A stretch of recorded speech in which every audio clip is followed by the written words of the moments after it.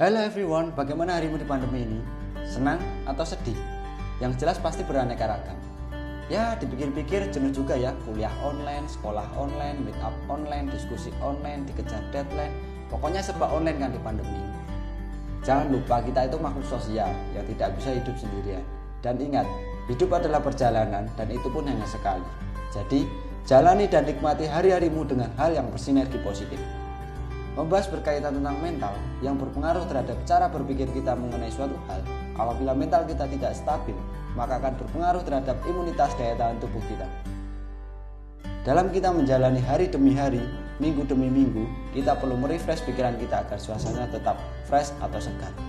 Dan imun serta mood kita dapat juga terjaga dengan stabil. Maksud dari refresh ini tidak harus keluar rumah terus pergi ke tempat sana, sini, itu tidak. Tapi refreshing di sini itu untuk menjaga pola pemikiran kita agar selalu segar dan semangat dalam berproduktif. Paling tidak seminggu sekali.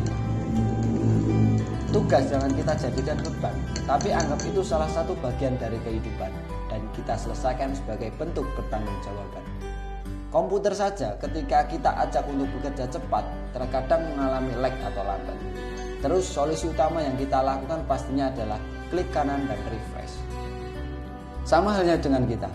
Apabila kita merasa sibuk dengan tugas-tugas, hingga pikiran kita tidak segar dan terasa lelah, maka mood kita dalam berproduktif akan berkurang. Banyak opsi-opsi untuk melakukan klik kanan dan refresh dalam kehidupan ini. Yang pertama, bermain game. Bermain game dapat mengurangi stres dalam pikiran kita dan juga menggantikan suasana baru tentunya. Tapi, usahakan bermain game itu sesuaikan dengan kemampuan diri kita. Jangan sampai karena game yang kita mainkan itu sangat ekstrim, terus pikiran kita semakin stres. Yang kedua, melihat film. Melihat film ternyata dapat meningkatkan sistem imunitas, menambah relasi, mengurangi stres, meningkatkan fungsi otak, dan menggantikan suasana baru. Dan yang menjadi catatan, usahakan melihat film sesuaikan dengan genre atau jenis kesukaan masing-masing ya. Serta hindari yang berbau pornografi. Yang ketiga adalah sharing dengan kawan. Maksud dari sharing di sini adalah kita dapat bertukar cerita, meminta pertimbangan terhadap suatu hal, bercanda bersama, dan bahkan dikala mood kita down juga dapat menghibur kita. Opsi selanjutnya adalah berolahraga ataupun melakukan hobi yang kita sukai.